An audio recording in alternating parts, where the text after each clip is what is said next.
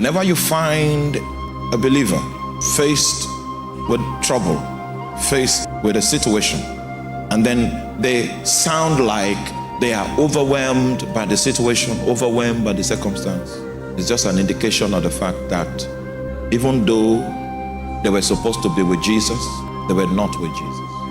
It's a revelation of the fact that they were not around, because Jesus was under circumstances where he needed money. He knew what to do.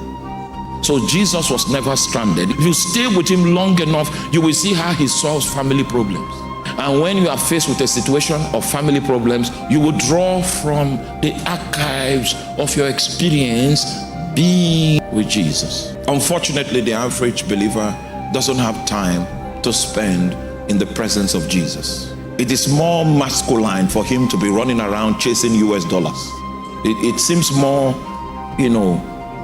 that's what life is about. We're in the rat race looking for the US dollar. But you see, as much as you need to get the dollar, that's how much also you need to get the presence. You must have a balance in your life. It's not everything that US dollars can solve. It came to pass. My father was a great man in my nation. He was one of the few people in those days that was intelligent enough to secure a government-based scholarship. That scholarship will bring him to the state of Georgia in the city of Atlanta, where he will get a degree, get a master's degree, and by the time he got back, he was called the great mind. Unfortunately, the forces that were arrayed against him at the time of his death were spiritual. And everything he learned from Atlanta had no power over the forces that were contending for his soul. I'm not saying drop out from school. I'm not saying leave Atlanta, remain there.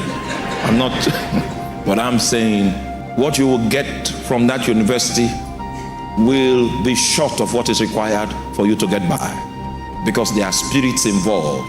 It's no longer fair. The reason is because demons and spirits have been brought into the stage of play.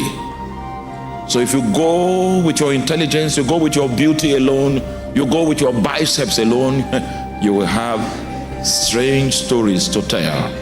Have you stayed long with Jesus to be able to represent him without his presence? That is, he's saying, go my daughter, go my son. He knows what he has invested in your life, and he knows that when you go forth, you know what it takes. You know how to respond.